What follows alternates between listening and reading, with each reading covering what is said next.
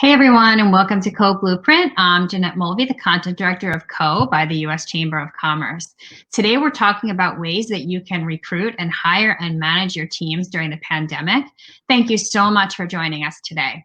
We know this is a really challenging time for small businesses, and we created this series to help you get through it, rebuild your business safely, and come out the other side better and stronger than ever. In each episode, we talk to experts and small business owners who will share their insights and strategies to help you do just that.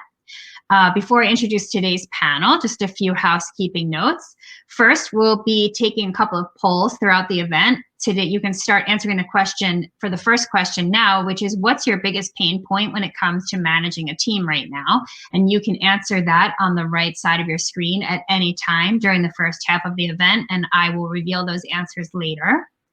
Secondly, we will be taking questions from you, the audience, later in the session, so you can type those into the right-hand side of your screen. And if you see a question that you like, be sure to click the thumbs up button to move it higher on the list so we know what the most popular questions are. And lastly, before we get started, I wanted to thank our presenting sponsor, Chase for Business, as well as our supporting sponsors, FedEx, MetLife, the Society for Human Resource Management, Square, and Staples. So first, I'd like to introduce our two experts today. We're lucky enough to have two experts from the Society for Human Resource Management, which I'm going to call SHRM for the rest of the event. So welcome to Dr. Alexander Alonso, who is the Chief Knowledge Officer for SHRM, and Nick Schacht, Chief Global Development Officer, also for SHRM. So welcome, Alex and Nick. Hi, guys. Thank you. Hi. So Nick, I'm going to start with you before I dive into our questions about recruiting and managing during this time. Just tell us a little bit about SHRM, what you guys do, and how you assist small businesses in their HR. Sure. Well, thanks for that. So at SHRM, we are the world's largest HR professional association. We have more than 300,000 members from more than 70,000 companies. Roughly half those members are from small and medium-sized businesses and the other half from larger businesses. And we provide a wide array of resources, tools, and support to help HR be more effective as we all work together to create better workplaces and a better world. For small and medium-sized businesses, we have thousands of tools, templates, forms, things that help the HR professionals in those organizations accelerate their performance without having to recreate the wheel. And along with those, to larger enterprises, we bring an array of organizational development tools, surveys, processes, and support instruments, along with a wide variety of research that Alex and his team also create. So that's pretty much it in a nutshell, but we are the leading authority on all things work, worker, and workplace. Great, thank you. And for anyone who wants to know more about SHRM and what they do, there are links on the screen under where you're watching this video right now, so you can check them out later. So Nick, I'm going to also ask you our first question. We know that running an HR department and managing employees, no matter what size your company, always a challenge. Now we're in a pandemic and you have to do that for the most part remotely. So it's made it even more complicated. So my first question to you, Nick, and then Alex, I'm going to come to you, is I know that you work with companies of all sizes and you're probably learning a lot from how bigger companies are handling this new work world. So what are you learning from bigger companies that you can teach and advise smaller companies about how to restructure their own HR policies and just be thinking about HR in a different way in this virtual world? I think you hit the point squarely, Jeanette, that this is something that applies to companies, organizations of all sizes. And there are three or four main things that I would hit on. The first is that as you move to more of a virtual world or a hybrid world where you have people working from home, working from the office, working from wherever, we need to increase the amount of flexibility in our processes and in our policies to allow for that. And flexibility is not just with regard to the location of somebody's work, but also even with regard to the hours. So for example, when we have employees who are balancing working from home with caring for kids who may be doing virtual school instruction at home, that needs a greater degree of flexibility. Combined with the flexibility is the need to ensure that we are consistent in how we apply those policies of flexibility. we can't give preferential treatment to one person over another. So consistency and consistent communication about what the policies are.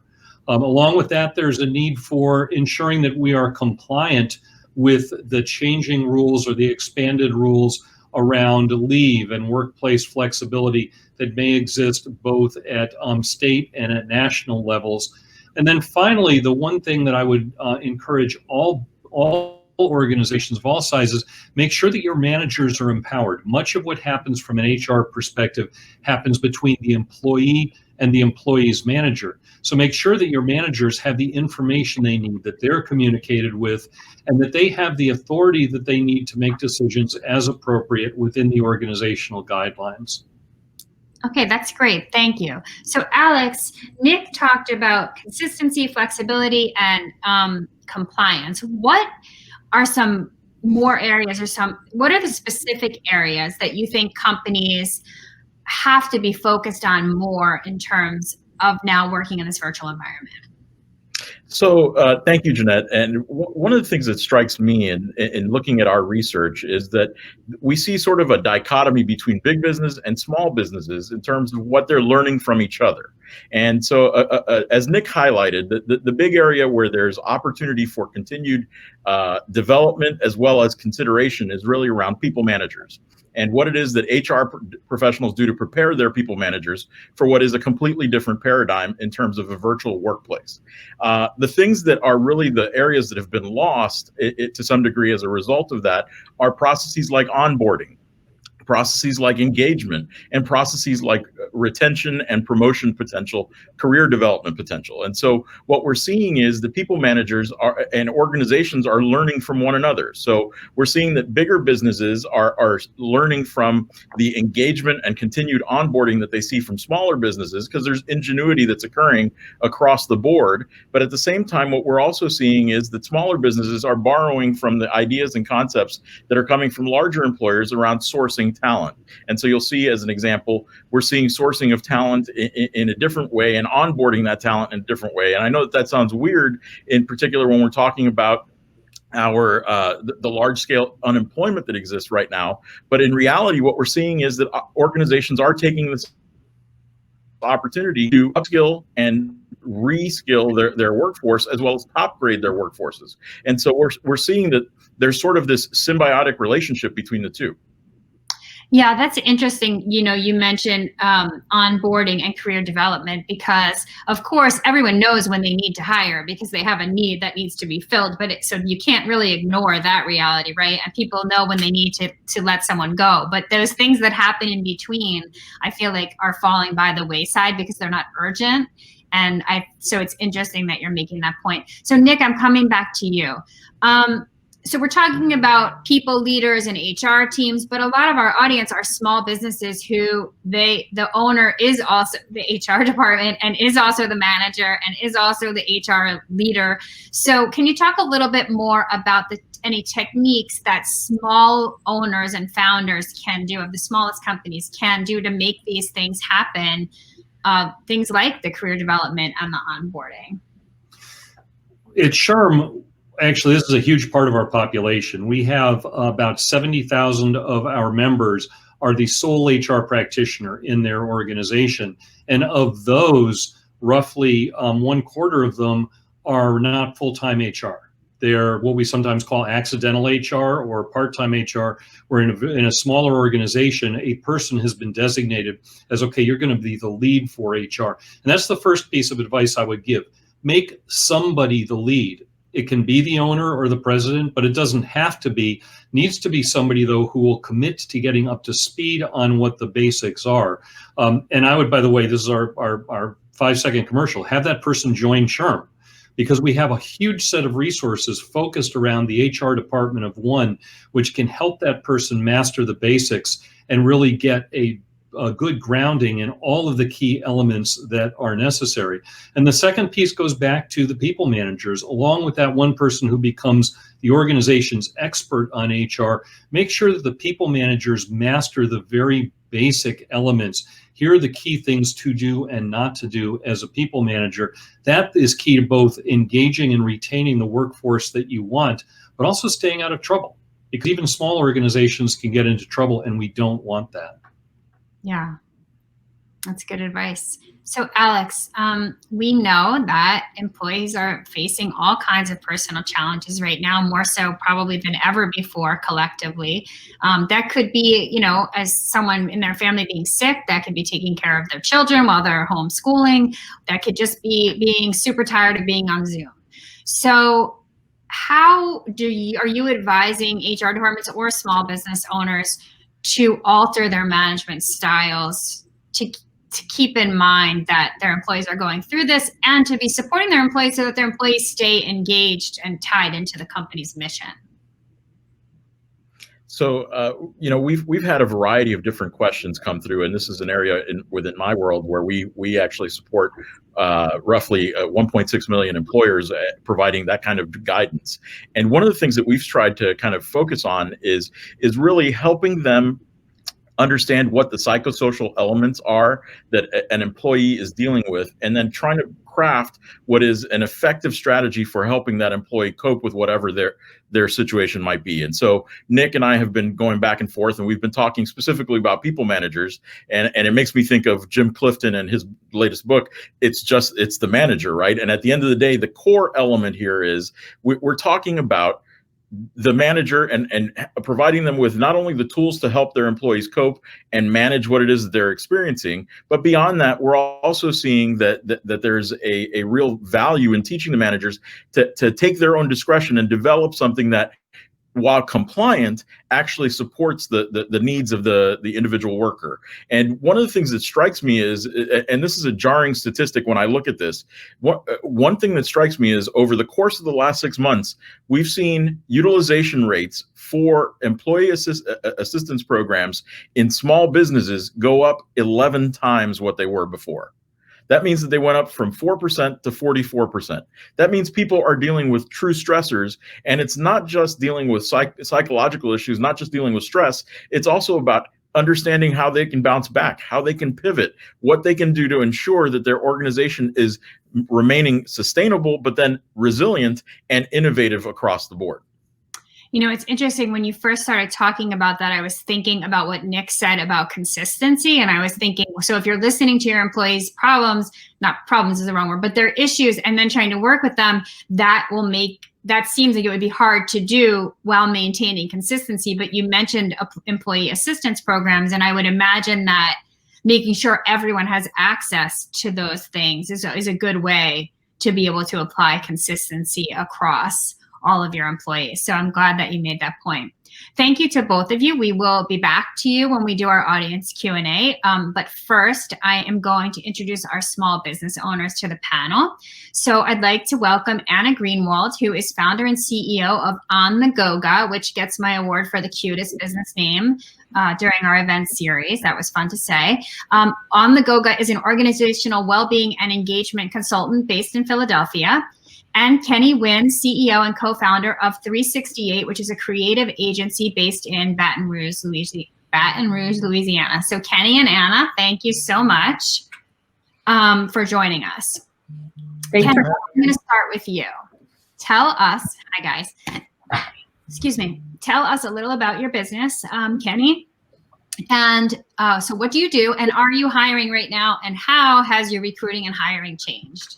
Yes. So for us, we're a creative agency based in Baton Rouge, Louisiana. We have folks all over the country.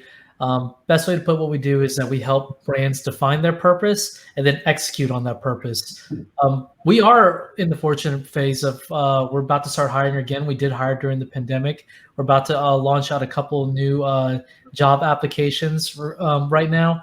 And it's changed quite a bit, not only because of the pandemic, but also because of some more focus on diversity and inclusion within our organization as well. So, you know, a lot with the racial tension in America today has certainly shifted the lens of like, you know, not only do we have to hire virtually, can we hire more people and challenge our biases while hiring that as well? And it's pretty difficult to do that virtually.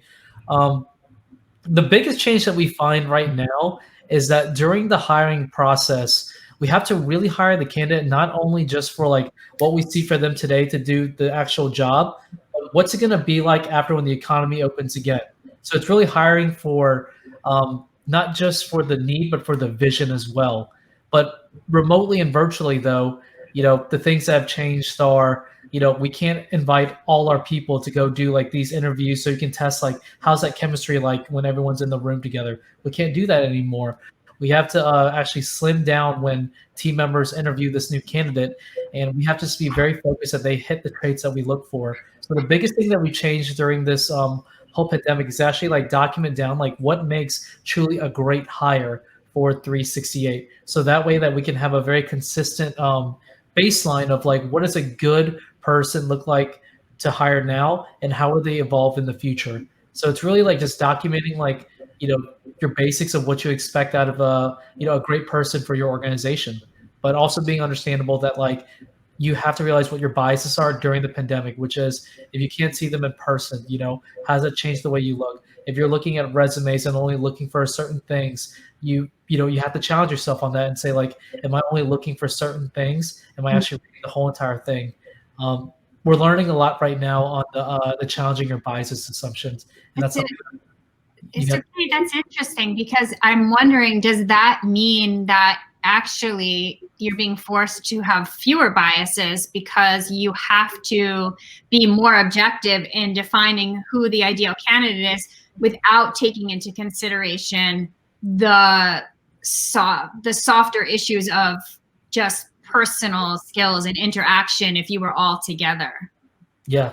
I mean, look, we've even gotten down to like in this next hiring round, we might do like where we don't share like names, we don't share cover letters. Right. We just have blind, you move forward in the process just based on your like skills and technical, like what you're able to do. But no names, no race, none of those things that like would cause like unconscious bias or like to kind of creep up. Like one thing that we did do during this whole pandemic is we went through our unconscious bias training as an organization. And then 2 people within our organization got trained to give unconscious bias training.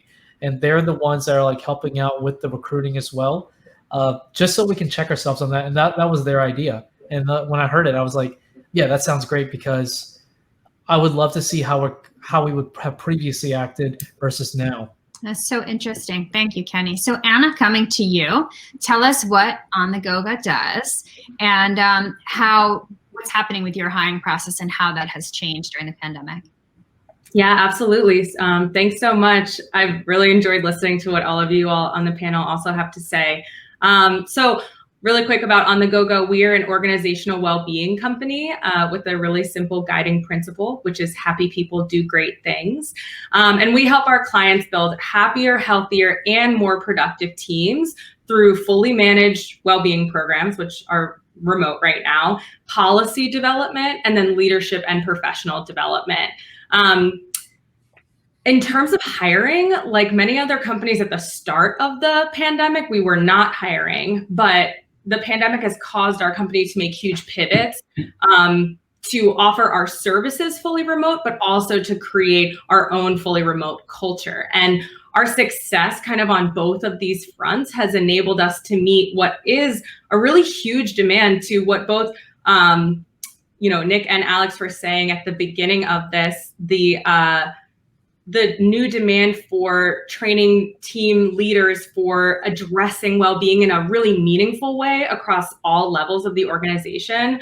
So, along with this opportunity is this challenge of hiring while we're dealing with new systems and increased demand. So step number 1 was really assessing what these new business needs are. And I think this has been touched on a couple of times, but we were really used to hiring for certain skills for in-person interactions that really are no longer the focus or what's needed, and looking at what new skills are needed. So maybe it's digital content, IT systems. To Alex's earlier point, this is really a time to assess and possibly reskill where possible. For us as a small company, we are in the growth phase and we're hiring. So after taking an honest look at the skills that were needed, we really just embrace this idea of remote culture. So what that enabled us to do in hiring is to really look at a much more diverse candidate pool and expand our candidate pool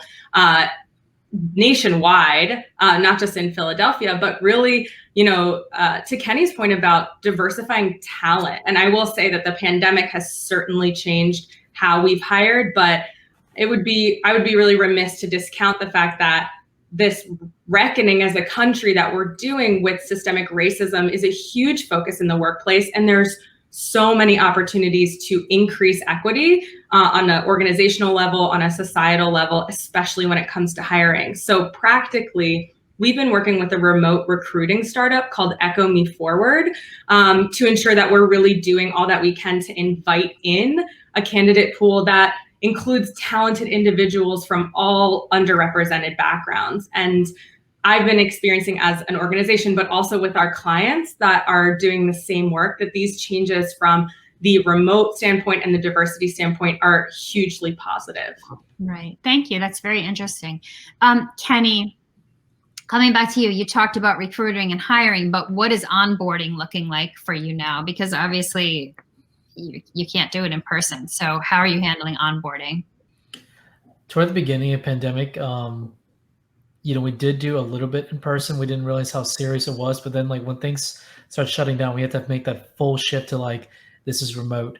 With the onboarding, previously what we had was every team member can have a touch point with that new person. We're small. We're a team of about 25 to 26 people, and it was great, being able to have a touch point. But now what it is that you have to be extremely intentional with your time. So the candidate now goes through a whole entire week that's already pre-planned out on here's some surveys that you can take to get to better know you. Here's some information about your teammates. But now what we're doing a lot more is that booking in time as a leadership team to actually sit down with the candidate or the new recruit to have virtual lunch with them to get to know them more. And we try to aim for not talking about work subjects. We find that during this time now, it's very hard to get to know someone else without getting into the work stuff, because you just have work on your mind all the time because you work at home now.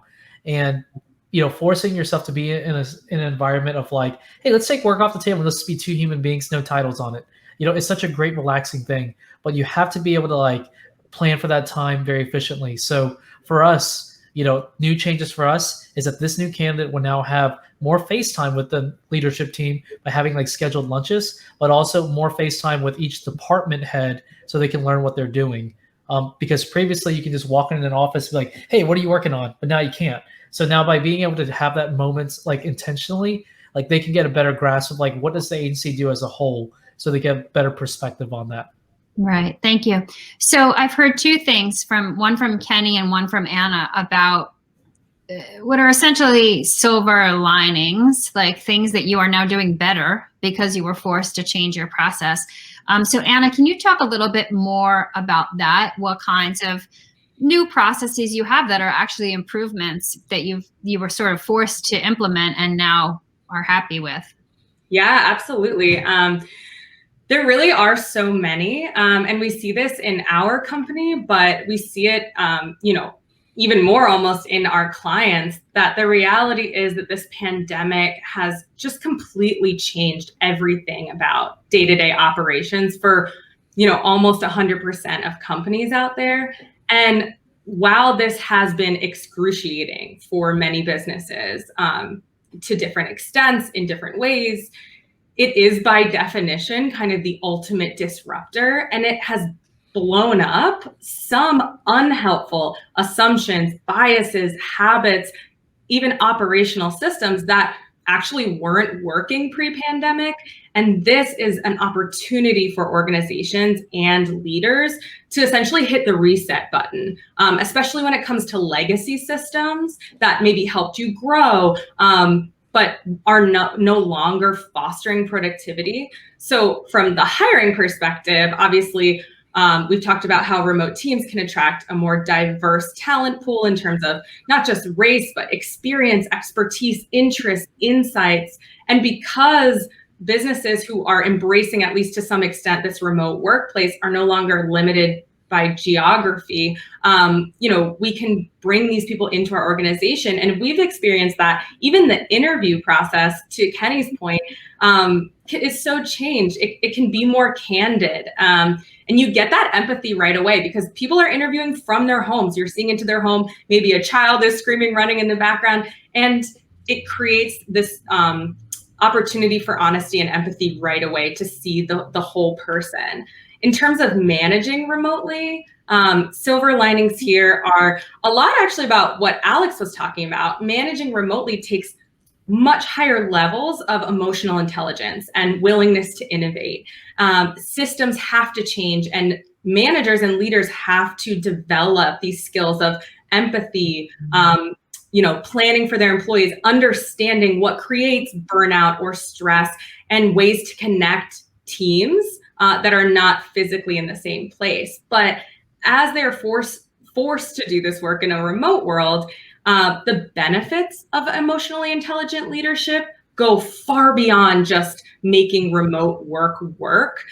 When we see in the research that when leaders emphasize the importance of stress management, when they have the tools to help their teams engage in work-life balance, positive team dynamics, mindful communications, we see an increase in productivity, engagement, loyalty, and innovation. So the mere fact that we have to have our leaders adapt to this more challenging environment means that we will be prioritizing and fostering stronger, and I loved Alex's words, more sustainable, or it might have been Nick's words, sustainable and resilient leaders. And that's something that we've really seen internally, but to our point for like our 5-second commercial, that is a lot of where our business has shifted now is there's employee well-being, but then there's this systems support, there's this leadership support, and those changes foster the entire well-being of your organization.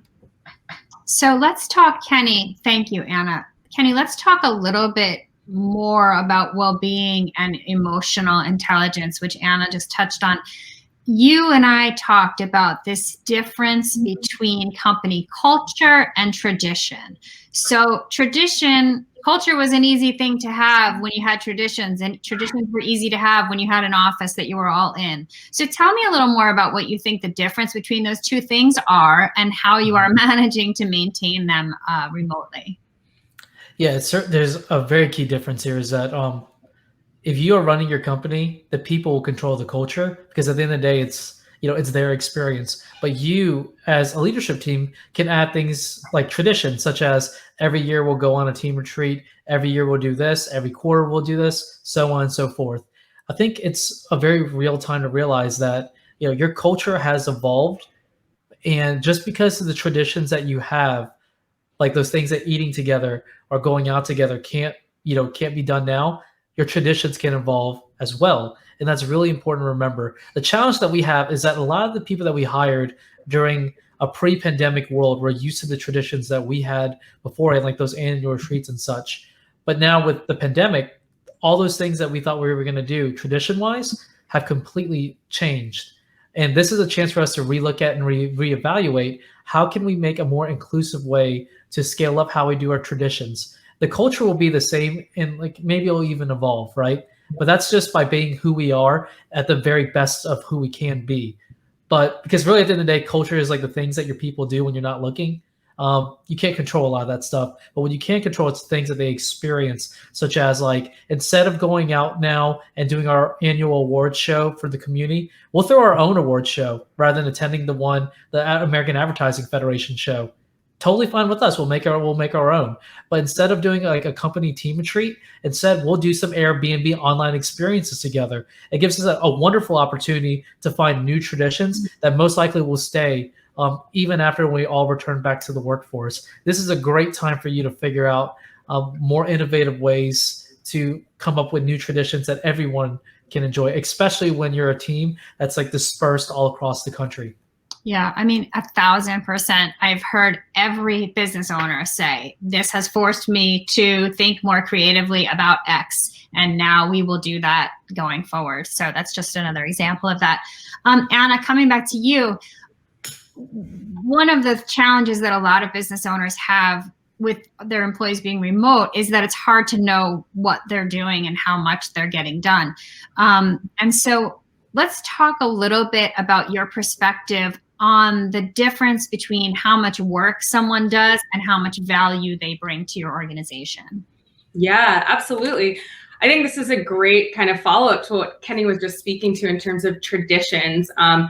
At On the Go-Go, we talk about these in terms of cultural boundaries or cultural norms. These are the things, the behaviors that we deem acceptable and unacceptable. And that can look like time off policy, productivity measurement, or how we celebrate as a team, right? And productivity measurement is one of these changes that has to occur. And in many ways, it's another one of these challenges in the remote world that forces us to lean into systems that maybe aren't traditional, but are backed by research to show can be much more effective. So what that looks like tactically, as we've shifted remote and as a lot of our clients have shifted to at least a hybrid remote model, the prevailing trend of successful cultures is a shift from time-based management to task-based management. So Nick actually already touched on this need for flexibility for the individual. And what that looks like is that it's really easy to assume in an office, right, that someone's being extra productive because they come in an hour early and they leave an hour late, when in fact, presenteeism, which is being present but not necessarily productive at work, is a huge contributor to lost productivity. So in a remote world, it's impossible to know when someone is in the office, right? And so it forces us to sit down, and I think Kenny spoke to this already a bit, and define what are the KPIs, those key performance indicators or metrics that mark success for our organization, teams, and individuals. So instead of saying like, oh, like Nina's always in the office an hour early, she must be working really hard, we say, for Nina's role, success for Nina looks like completing X task by Y date, or making Z number of phone calls each day. And then by tracking the completion of tasks or project milestones, we can more accurately gauge productivity. And the simplest way to set this up in an organization is to identify from the top down, what are our organizational goals? What key metrics do we need to be hitting to achieve those goals? How does the team contribute, which gives you team metrics? And how do the individuals contribute, which are your individual metrics? And then I also think there's an important caveat here for leaders that if your team member isn't hitting that mark or your team isn't hitting that mark, don't necessarily jump to blame, right? Consider that that's actually an indication that a system needs to change. And that's going to happen a lot as you're reordering your systems to fit the remote world. That's great advice. We're going to stop there and we are going to go to the audience Q&A. But first, before we do that, we are going to look at our poll results from the first poll we took, which is what is your biggest pain point when it comes to managing your team right now? So let's see what our audience is saying about that. They've had time to vote during the event. So motivating a team and recruiting and hiring in a remote environment are tied for the biggest challenge. And similarly, keeping employees engaged and supporting the team also tied and very close. So it's all split pretty evenly. Maintaining a strong sense of purpose and mission, I'm surprised is actually as low as it is, because I feel like that is one of the biggest challenges when we're all in different places. So to our panelists, just so you know, that's kind of where our audience's mindset is right now. We're going to ask the audience a second poll question, and we're going to see those results in real time. So this is a question we've asked through our entire Blueprint series, which is, how would you characterize your business right now in terms of being open, closed, or open but remote? And we've seen this evolve over the 8 or 9 or 10 weeks that we've been doing this. But I think it helps the panelists to know who the audience is and sort of where they are with being open. So audience, you should be voting right now. I'm not seeing the results yet, but oh, there we go. So we have a lot of remote. It's good to see that only a couple are closed. That's good to know. So more than half the audience is open but remote. So I feel like that means panelists, that our topic about managing remote teams is helpful to this audience. Okay, audience, thank you so much for voting. So I am going to go to the audience Q&A now, and I will start with, I think, well, Nick and Alex, I'll let you guys fight this one out, or you can just, so this person is saying we've gone remote, and it seems like it's working, but they also believe that there is value in being in person sometimes, and they worry that remote work isn't sustainable for the long term. So what do you, I think they're asking, do you think employees have an expectation that their employer is going to now be forced to stay remote? Are you hearing that from people? I'll jump on that one first, in large part because we actually wrote a piece on this for CNN not long ago. And what was interesting is you're not alone, right? Most employers are actually having the same debate right now, is what am I going to stick to? And then more importantly, as Anna described earlier, what is my long-term kind of plan for how I go about operating in a sustainable way. What we're seeing is that in reality, most organizations saw a huge bump, if you will, when it came to quote unquote productivity, especially during the first 3 months of working from home kind of arrangements. But we're now starting to see a decrease or a decline in that because of the missing components of work, right? So if you think about work and the way that we've approached it over the course of the last 50 years, we focused on things that really were the social aspects of work, such as the meeting after the meeting. What do I do to engage with my coworkers to develop bonds, to create stronger teams?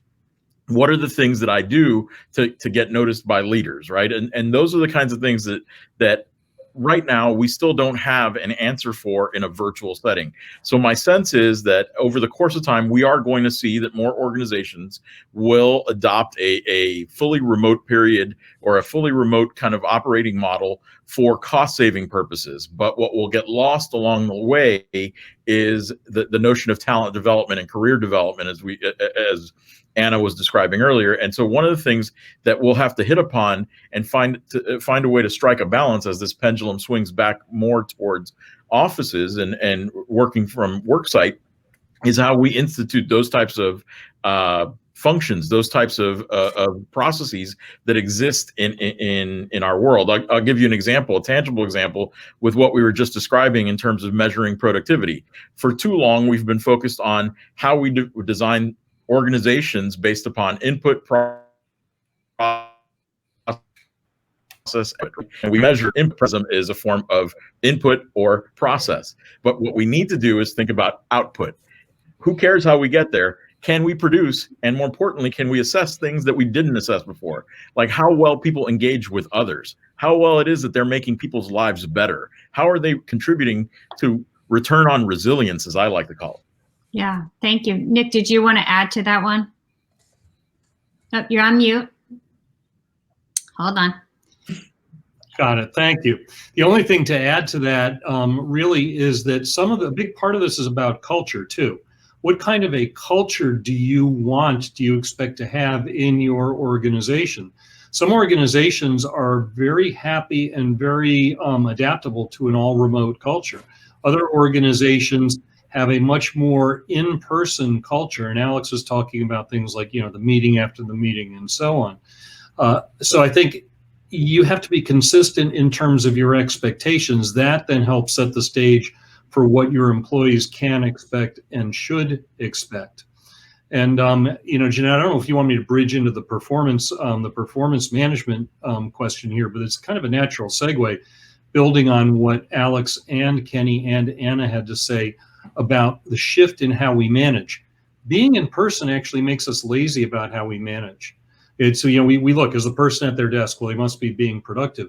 This period of remote work has forced us to get much more deliberate about how we manage, how we engage with people, and how we assess performance. The same goes through to tracks to performance management and performance reviews. And there are people who are saying, well, how do I handle the annual performance review? I'd say, well, if you're focusing on annual performance reviews, you're already behind the curve, because performance management is more than just annual reviews.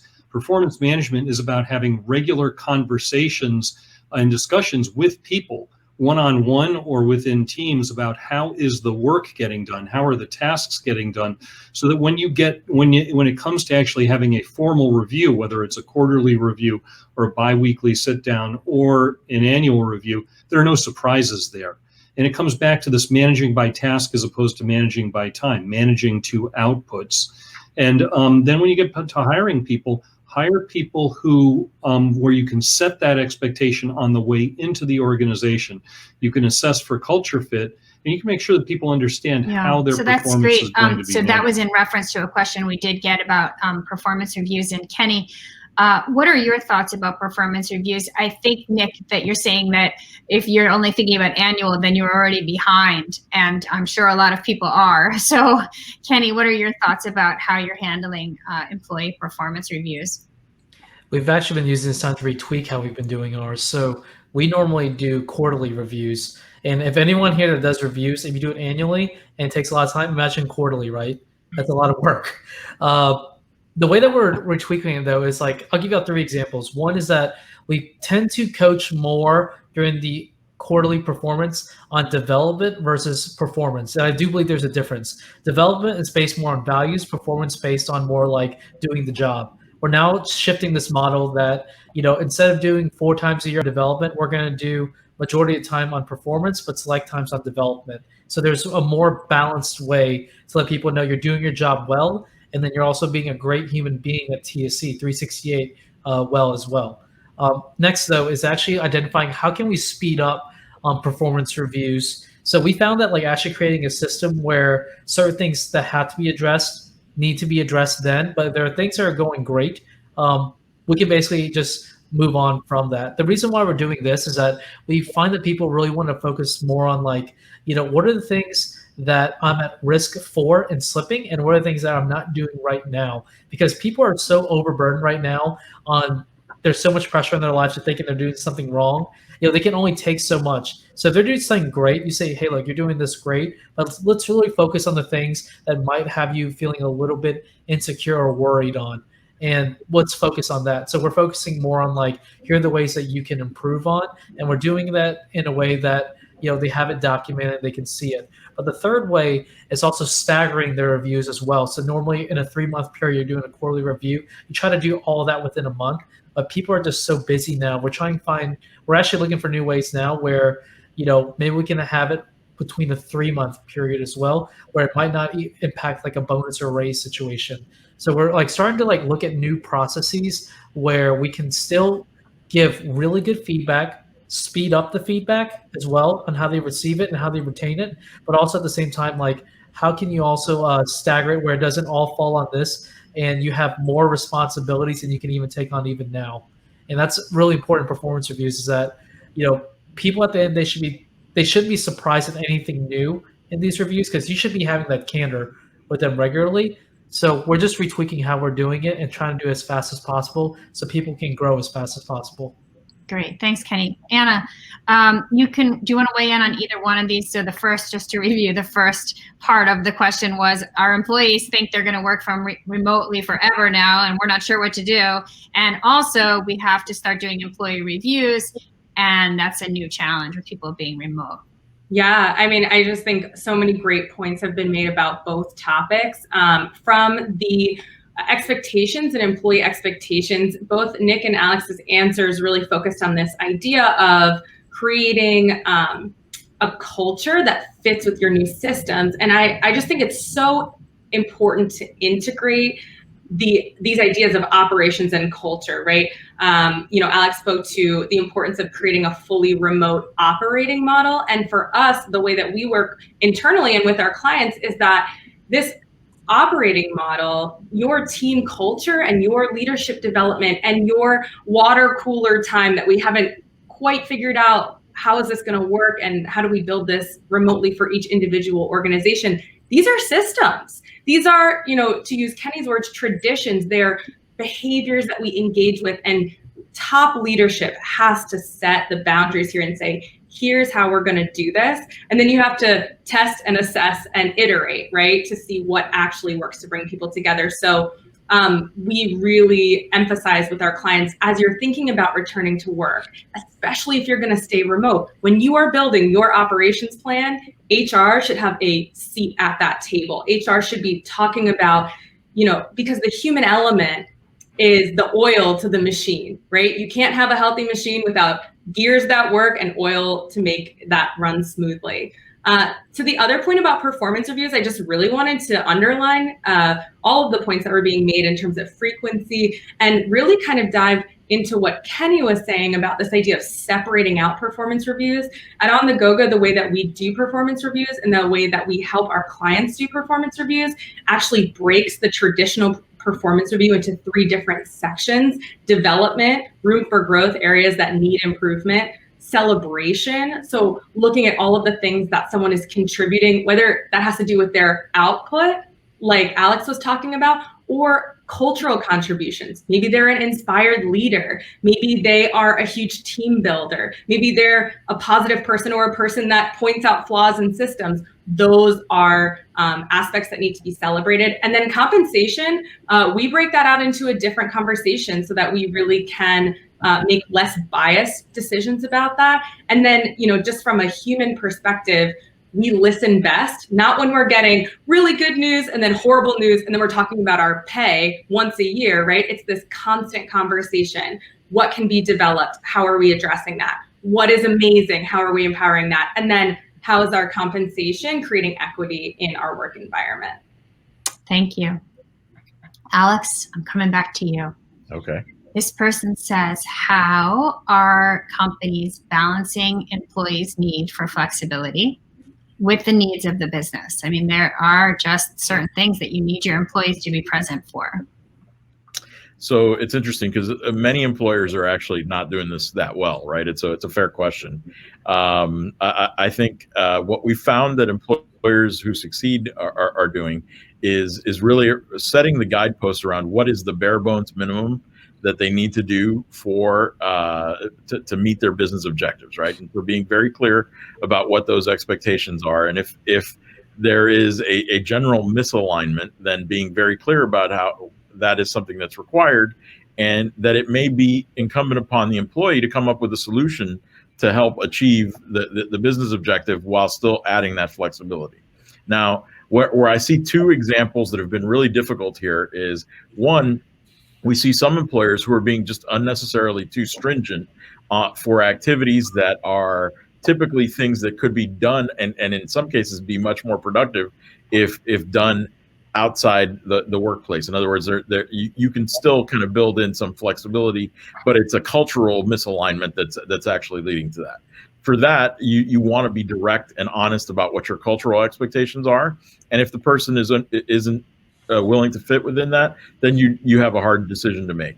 However, the other side of the coin is people who are trying to offer flexibility when employees don't want it, and that's the other thing that I think we see a lot happening a lot with some other employers. We see some employers wanting to be so flexible that they're thinking about what they can do for the workforce when the workforce themselves may not even ask for that. For example, I'm thinking of a small retailer in the state of Virginia who was trying to provide all kinds of flexibility for their workforce, and their workforce just wanted to come back in the stores.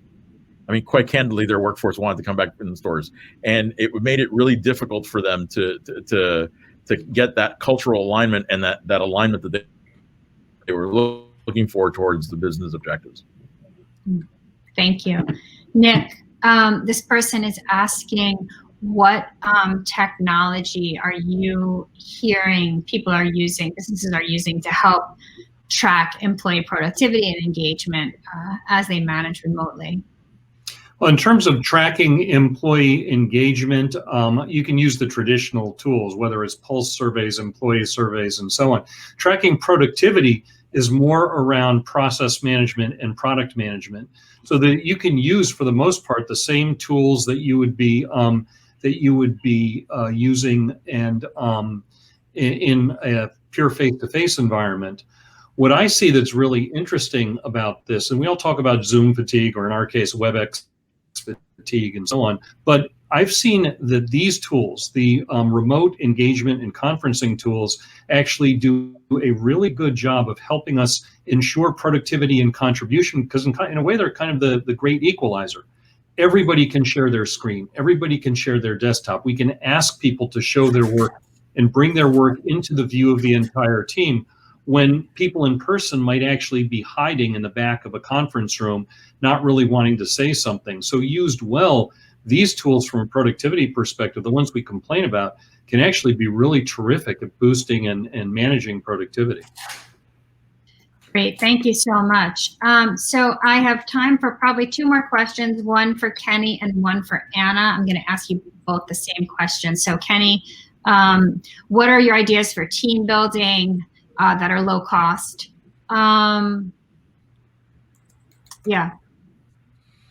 Yeah, so on a low cost perspective, I mean, one I would recommend any team to look into is Airbnb online experiences. I mean, if you just go on there right now, you can take a whole entire like virtual escape room course together, which is, you would think like, what the heck?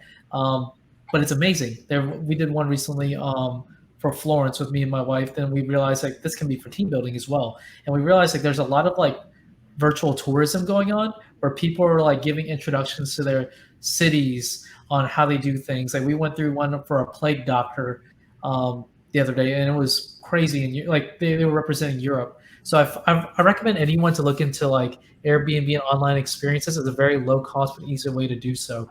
Another one that we found is one that we just started called Slice of Life. We find that these virtual water cooler chats are getting kind of like redundant. I mean, we do a ton of those, and we found that people need to see like what's actually going on in our people's lives really deeply and empathetically. So every Monday we have one team member during Monday morning meeting introduce like what's inspiring them through a photo, what's going on in their lives right now, and maybe one quote or something that like is really on their mind.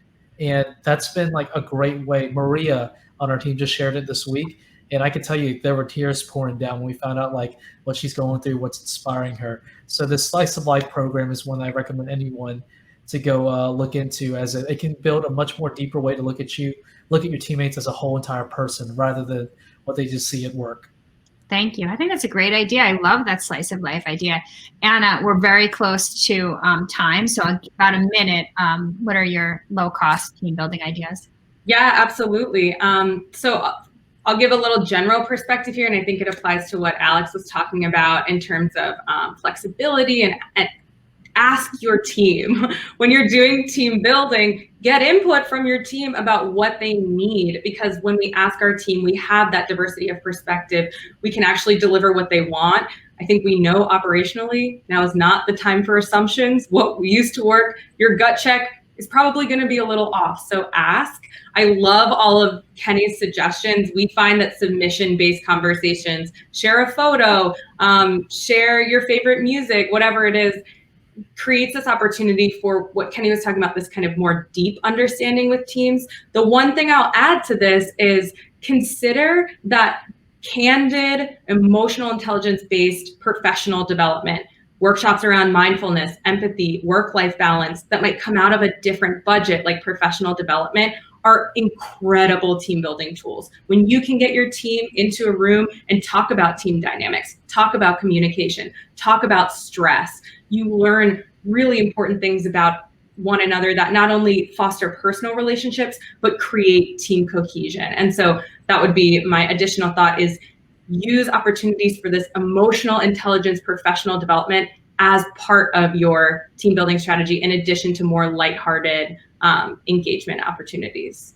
Thank you. I think that's an excellent place to end it. So thank you all, Alex, Nick, Anna, and Kenny. Thanks so much for joining us. And thank you to our sponsors, Chase for Business, as well as our supporting sponsors, FedEx, MetLife, SHRM, Square, and Staples. And of course, thank you to our audience for joining today. So we look forward to our upcoming Big Week for Small Business. It's a virtual summit happening October 13th through 15th. And we will be at that event, we'll be providing updates on small business relief programs. We'll have tangible skill building breakouts, and we'll have some great keynote speakers. So we hope you'll join us, and you will be able to register for that. There'll be a registration link in an email that you'll get after this event. Together, we will recover and rebuild. And I thank you all so much. And we will see you at the summit. Bye-bye, everybody.